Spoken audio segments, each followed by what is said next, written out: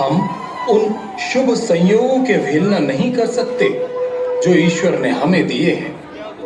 अब हमें अपना ज्यादा समय परोपकार में ही बिताना चाहिए।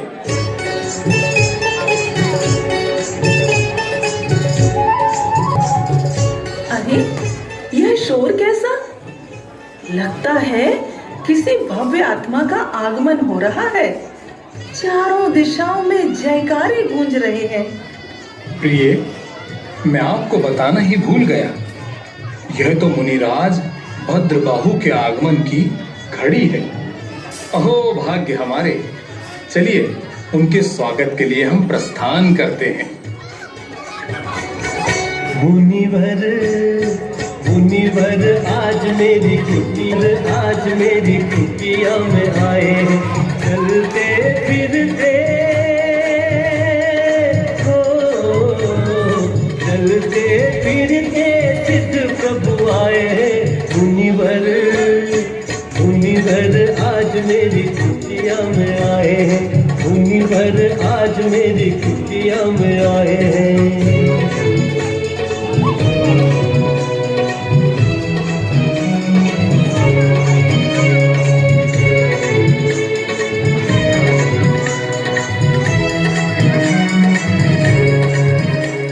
हे गुरुवर, आप कुछ क्षण इस स्थल पर विश्राम कीजिए, तब तक मैं मंदिर परिसर की व्यवस्था देख कर आता हूं।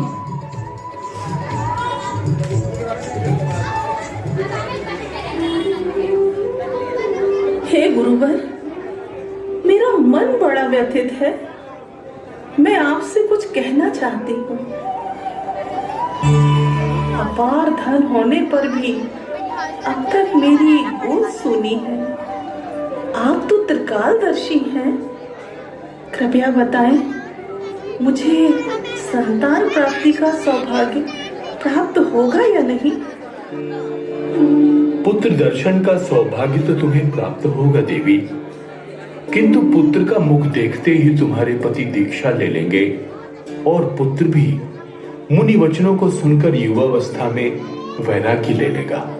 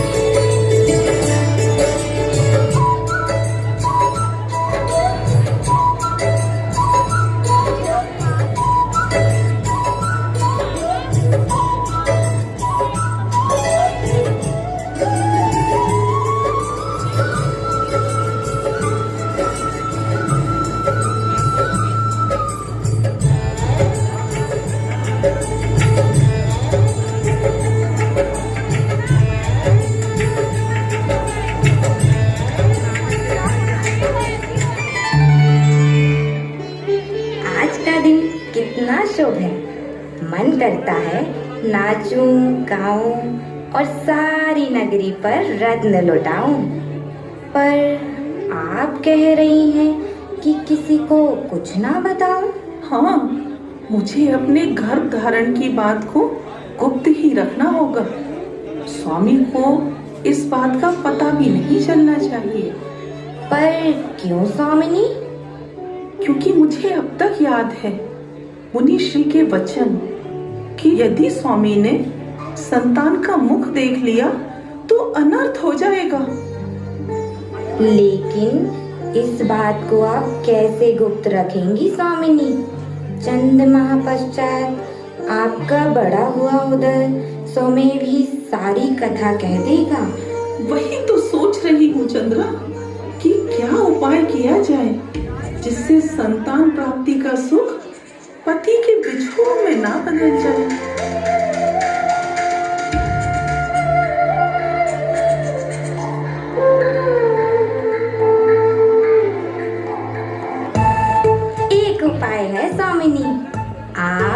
कुछ ठोस कारण बताकर दीर्घकाल के लिए यात्रा पर जाने का बहाना बना सकती हैं। पर चंद्रा, हम जाएंगे कहाँ? हम आसपास ही कहीं गुप्त रूप से रहेंगे और उचित समय प्रसव कराकर पुत्र का लालन पालन सेठ जी से छिपा कर सकेंगे।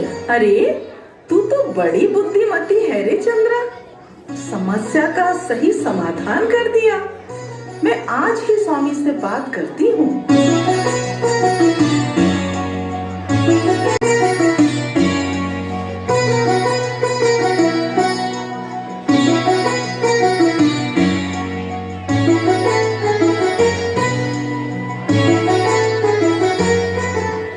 क्या बात है प्रिय, आज तुम्हारे मुखमंडल पर बड़ी प्रसन्नता है। क्या कोई शुभ समाचार है? हाँ स्वामी, मायके से तीर्थ यात्रा के लिए आमंत्रण आया है और मैं भी सोच रही हूँ कि क्यों ना इस अवसर का लाभ उठा लूं। आपको तो व्यापार कार्य से समय ही नहीं मिलता। हाँ, इन दिनों व्यस्तता कुछ अधिक ही बढ़ गई है। तुम जाना चाहती हो तो अवश्य जाओ, मैं तुम्हारे जाने की उचित व्यवस्था करता हूँ।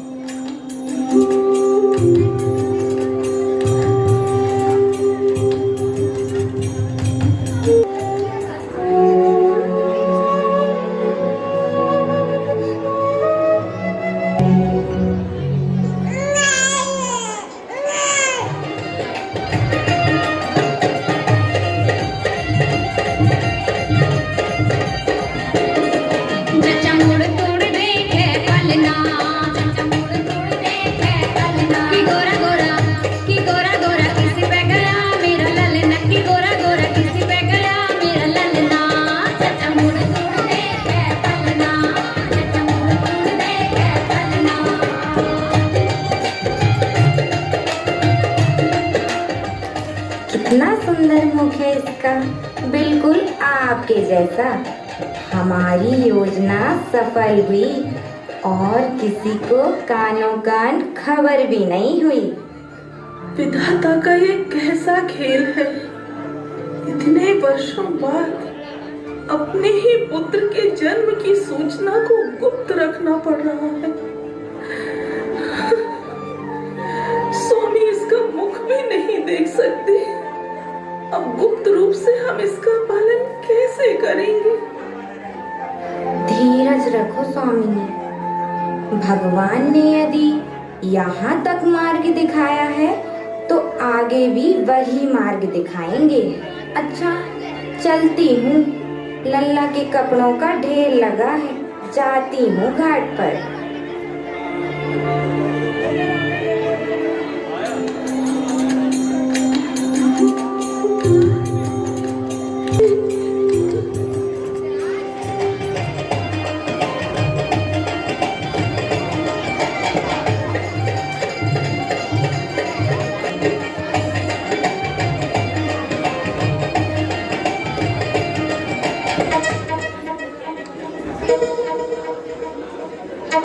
अरे यह तो नगर सेठ सुरेंद्र दत्त की दासी है। यह तो पिछले कई माह से सेठानी के संग तीर्थ यात्रा के लिए निकली थी। यहाँ घाट पर नवजात शिशु के कपड़े धो रही है। अवश्य दाल में कुछ काला है। एक काम करता हूँ, इसका पीछा करता हूँ, देखे यह कहाँ जाती है।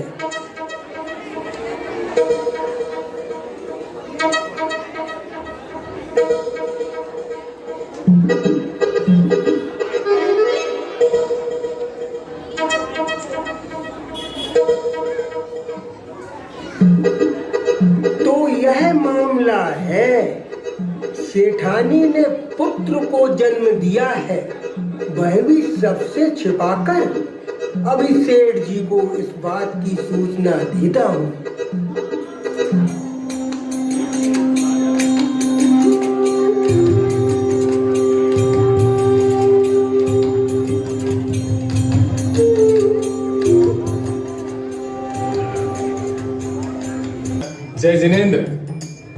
बड़े दिनों के बाद दिखाई दे रहे हो।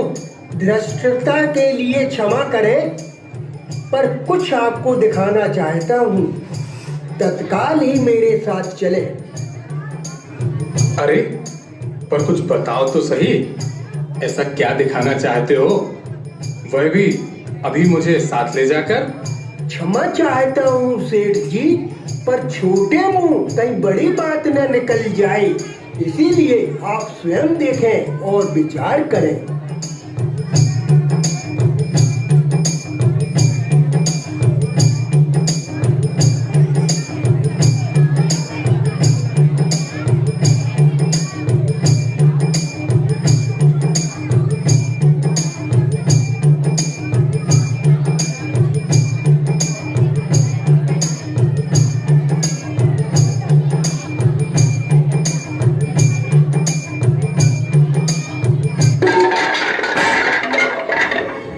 स्वामी,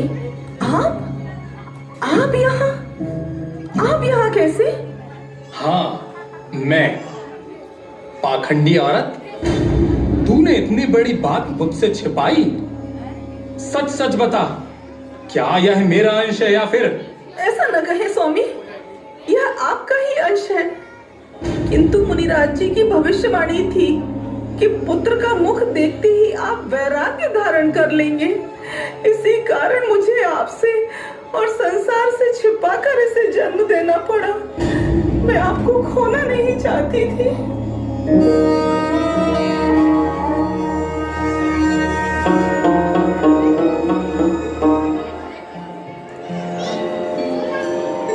मुख छवि देखी पुत्र की,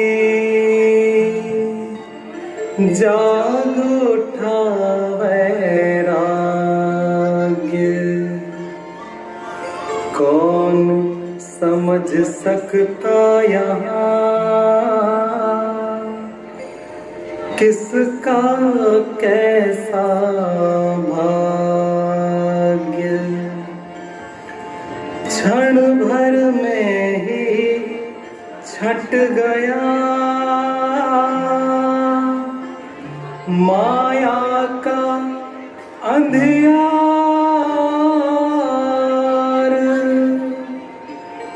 प्यासे मन ने पा लिया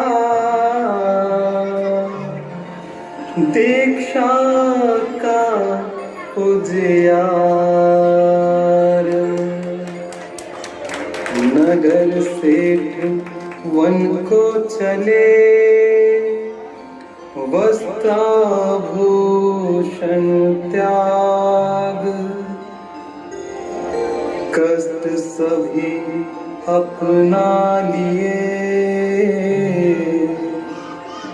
तज कर सुख अनुराग।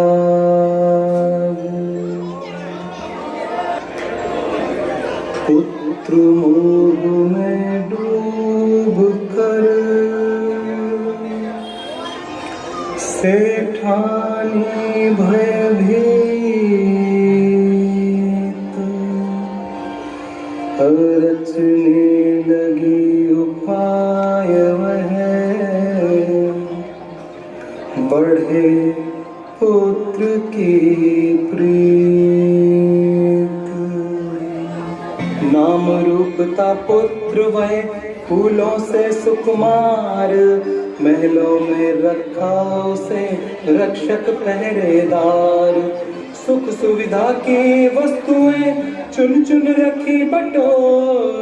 सुंदरता की मूर्तियां बिखरी चारों ओर।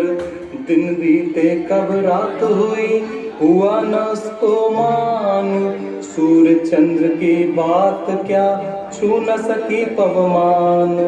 मोहग्रस्त माँ की ममता की कौन भला पाता है था।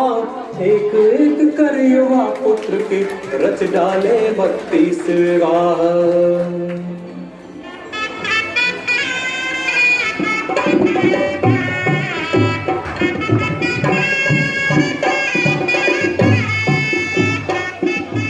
रंग रलियों में डूब भर कर दिन दिन खिलने लगा कुमार, मदहोशी का ऐसा आलम जैसे छाया हुआ खुमार। होते रहते नृत्य अनोखी सदा सुरीली तान।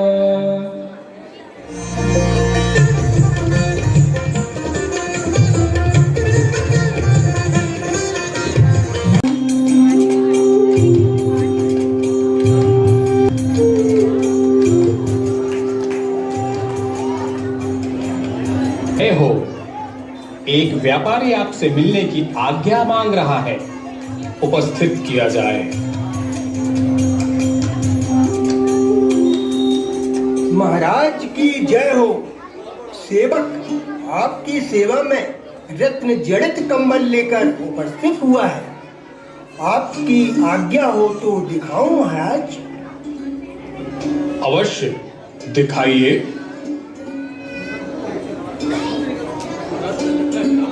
बड़ा सुंदर है। क्या मूल्य है इसका? 1,00,000 स्वर्ण मुद्रा महाराज। 1,00,000 स्वर्ण मुद्रा? यह तो अत्याधिक मूल्य है। इसे खरीदने में हम असमर्थ हैं वणिक। कोई बात नहीं महाराज, आज्ञा चाहता हूँ। स्वामिनी, एक व्यापारी कंबल लेकर आया है, आपसे मिलना चाहता है। आप कहें तो बुला लाऊं? हाँ हाँ, बुला लो।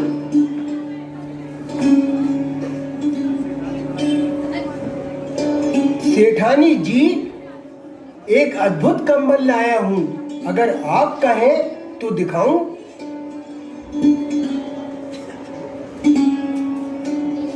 बहुत सुंदर है चंद्रा। इस कंबल का जो भी मूल्य हो, खजांची जी से कहकर इन्हें दिलवा दिया जाए। जो आज्ञा स्वामिनी।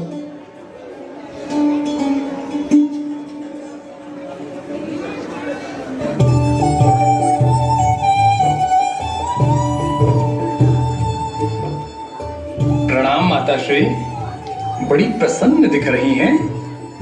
देखो पुत्र सुकुमार, तुम्हारे लिए कितना सुंदर कंबल खरीदा है। इसे मेरे शरीर पर से हटाइए माताश्री। कितना चुभ रहा है। ऐसा प्रतीत हो रहा मानो बिच्छू डंक मार रहे हो। बिच्छू। अरे, मुझे तो ध्यान ही नहीं रहा पुत्र कि ये रत्न आपके शरीर को चुभेंगे। कोई बात नहीं, एक काम करती हूँ, इस कंबल की जूतियां बनवाकर अपनी पुत्र वधुओं को भेंट कर देती हूँ। चंद्रा, चर्मकार को बुलाकर वधुओं के लिए इस कंबल की जूतियां बनवाने की व्यवस्था की जाए।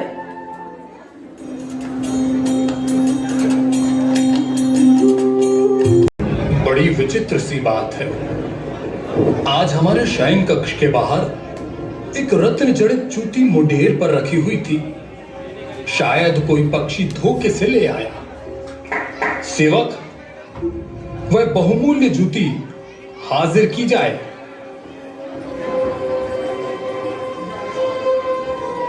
महाराज की जय हो। दृष्टता क्षम्य हो महाराज, पर यह जूती उसी कंबल की बनी प्रतीत होती है जिसे लेकर कुछ दिवस पूर्व एक बड़े का आया था। तुम ठीक कह रहे हो। और जहां तक हमें स्मरण है, अधिक मूल्य होने के कारण हमने वह कंबल खरीदने में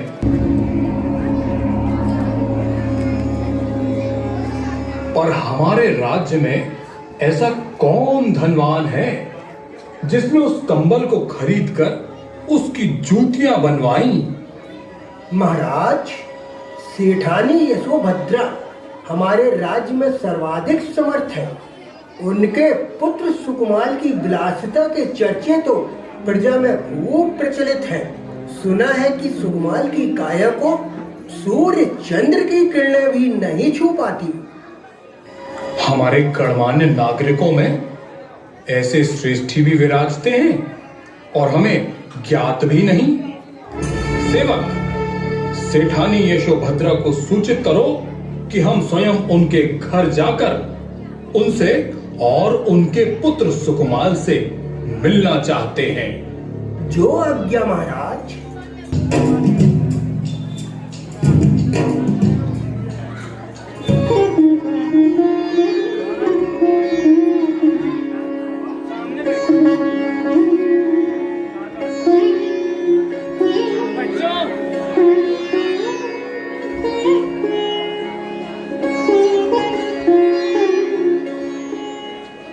स्वागत है महाराज।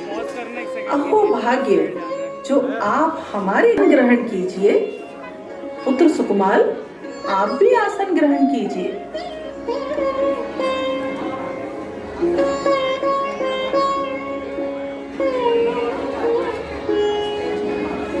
आपका स्वास्थ्य तो ठीक है ना सुकुमाल? कुछ व्यग्र से दिख रहे हैं। नहीं राजन, ऐसी कोई बात नहीं। यहाँ इस आसन पर कुछ तीव्रता से चुभ रहा है जो हमें सहन नहीं हो रहा है। राजन, भोजन तैयार है, आइए। पुत्र, आप भी आए।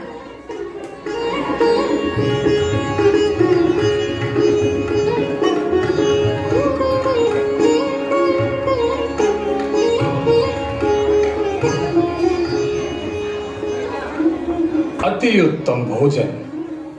भोजन बहुत ही स्वादिष्ट बना है। आनंद आ गया। हे श्रेष्ठी सुकुमाल, क्या बात है? आप पुनः असहज दिख रहे हैं। इतना स्वादिष्ट भोजन है और आप एक ग्रास भी नहीं ले रहे। नहीं राजन, सब ठीक है। शायद कौर गले में अटक रहा है।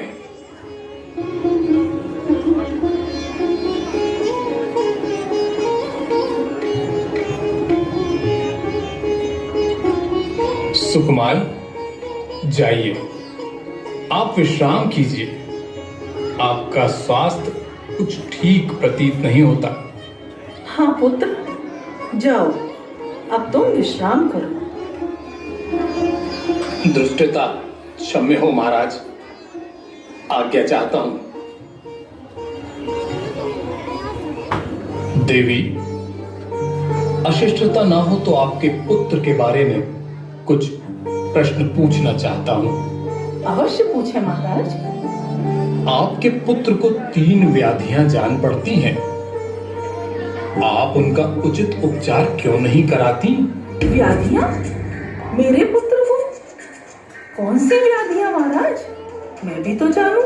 हम जब से यहाँ आए हैं देख रहे हैं कि एक क्षण भी स्थिरता से वे आसन पर नहीं बैठ पाए। जब आप हमारी आरती उतार रही थीं, तो उनकी आंखों से निरंतर पानी बह रहा था। भोजन करते समय भी कौर बार बार उनके गले में अटक रहे थे। वे एक चावल खाते और एक उगल देते थे। धृष्टता क्षम्य हो महाराज। मेरा कोमलांग पुत्र सुकुमाल अत्यंत सुख वैभव में पला है। वह दिव्य शैया पर सोता है और दिव्य आसन पर बैठता है। आज आपके स्वागत में राई के दाने जो आप पर न्यौछावर किए थे, उसके आसन पर गिर गए थे और वे ही इसे चुभ रहे थे। इसीलिए स्थिर होकर नहीं बैठ सक रहा था। और आरती के समय नेत्रों से निरंतर आंसू क्यों बह रहे थे देवी? राजन, रत्नों के प्रकाश के अलावा अब तक मेरे पुत्र ने दीपक का प्रकाश नहीं देखा। आज आपकी आरती दीपक से उतारी तो यह उसकी लौ को सहन नहीं कर सका। भोजन के समय बार बार ग्रास का अटकना, चावल का एक दाना खाना और एक उगलना, इसके पीछे क्या रहस्य है देवी? बात यह है महाराज कि इसके लिए बनाए चावलों को एक दिन पूर्व सूर्यास्त के समय तालाब के भीतर कमल की पंखुड़ियों में रख दिया जाता है। उन कमल दलों में भीगे चावल का यह भात खाता है। आज उन चावलों में कुछ सामान्य चावल भी मिल गए थे जो इसके गले में अटक रहे थे और उन्हीं को वह उगल रहा था। धन्य है देवी आपके पुत्र की सुकुमारता। आज से मैं उसे सुकुमार नहीं, अवंती सुकुमार के नाम से पुकारूंगा। अब आज्ञा दें देवी। रानी जी, मुनिराज यशोभद्र जी का आगमन हुआ है और वे यहीं बाग में स्थित मंदिर में विराजमान हैं। क्या कहा? मुनिराज का आगमन हुआ है? ओह, आज तो वर्षा योग है। कहीं ऐसा ना हो कि वे यहीं चातुर्मास के लिए ठहर जाएं। मुझे उनसे बात करनी होगी। आखिर ग्रस्त काल के भाई हैं वे मेरे। चलो चलते हैं।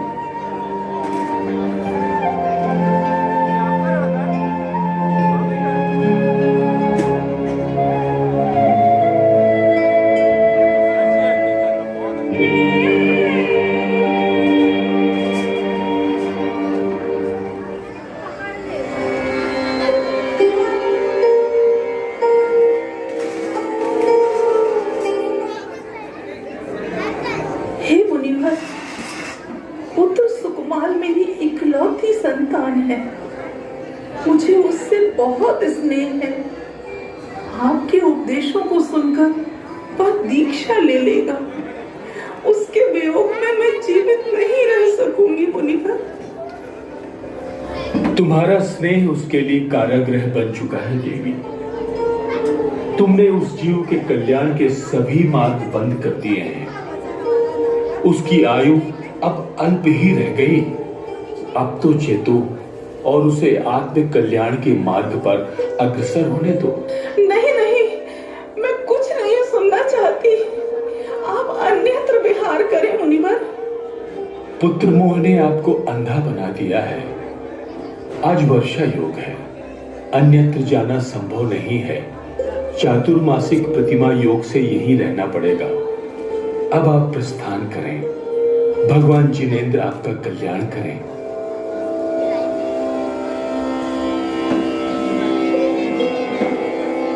से मां भद्रा ने तब घर को प्रस्थान किया, बेटे को दी कड़ी सुरक्षा, इस पर पूरा ध्यान दिया।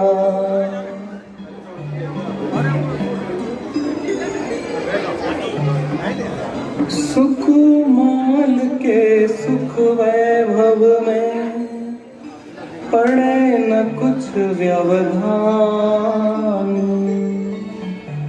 वचन कहीं मुनिराज के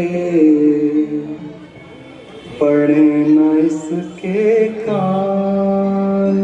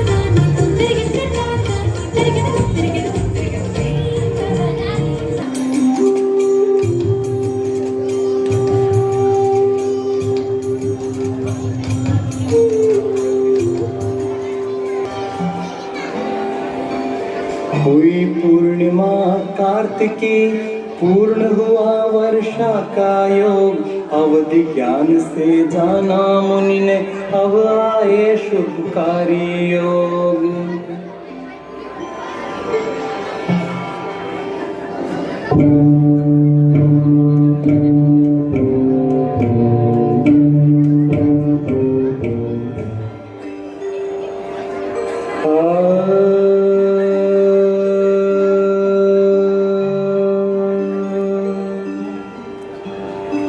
पर बिखरे त्रिलोक प्रज्ञप्ति के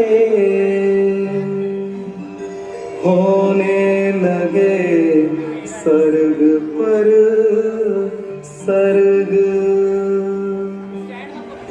फिर आया अच्युत स्वर्ग के पद्मनाभ देव का सर्ग। हशीक जमुना तंगंकम दीर्घ कालो पलालितम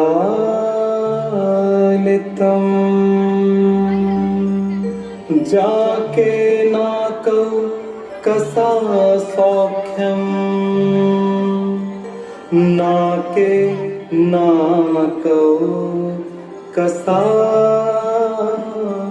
मिशम।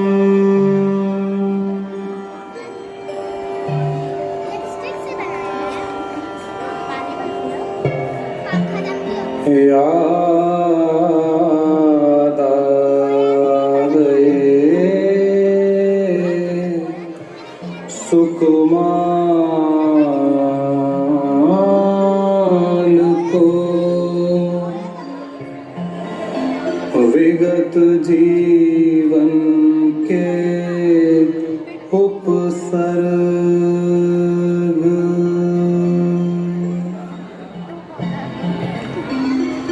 हाहाकार उठी तब मन में क्रोध स्वयं पर आया।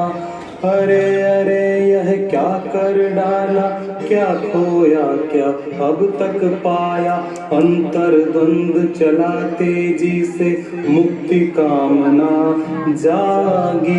दीक्षा लेने हुआ विकल वह जो कल तक था अनुरागी। सोच विचार किया जब मन में प्रभु ने राह दिखाई। तब वस्त्रों को जोड़ जोड़ कर रस्सी एक बनाई। वातायन से रस्सी डाली उसे पकड़ नीचे आया। ऐसे लगा कि जैसे उसने द्वार स्वर्ग का अब पाया। मुनि चरणों तक वह आया। दीक्षा की कर प्रार्थना चरणों शीश नवाया।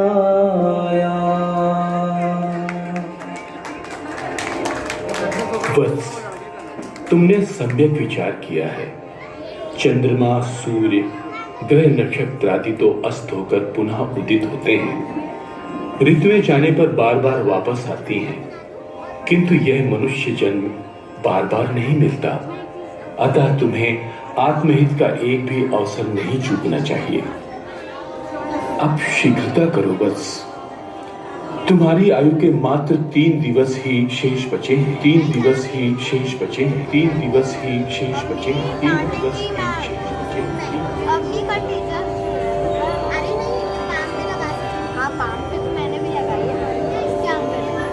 भोगों की गोदी में पलकर जिसका मन था बनाना भोगा योगी। आत्महित की लाठी जागे सुकुमाल चले बनकर जोगी। सत्ता वैभव बनी न बाधक रोक सका ना यौवन मादक। ग्रह विरक्त को रोक सकाना जननी की आंखों का पानी। अनासक्त को खींच सकीना राज सिंहासन की अगवानी। जिसकी दृढ़ता देख चकित था अंबर तल का ध्रुव तारा। जिसकी पावनता से चिंतित रहती थी गंगा की धारा।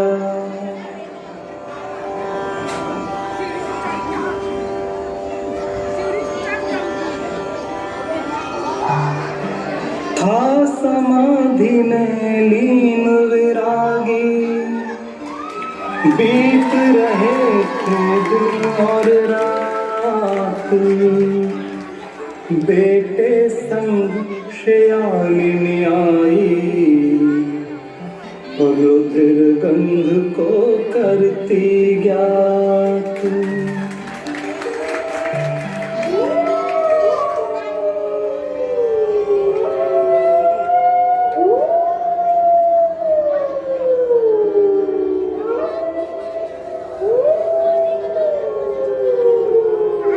पूर्व जन्म की भाभी थी वह, तब जिसको मारी थी लात, स्मृति में अब आया उसकी अब तक जो भी था अज्ञात। बैर भाव से भरी शालिनी पल में थी हिंसक प्रतिरूप, खाऊंगी मैं उसी लात को तब होगा बदला अनुरूप। चबा चबा कर शालिनी खाने लगी शरीर, किंतु देह को जरा भी हुई न कोई पीर। बैरागी तो हो गया सत्वर देहातीत, उपसर्गों की कथा के घर घर गूंजे गीत, उपसर्गों की कथा के घर घर गूंजे गीत।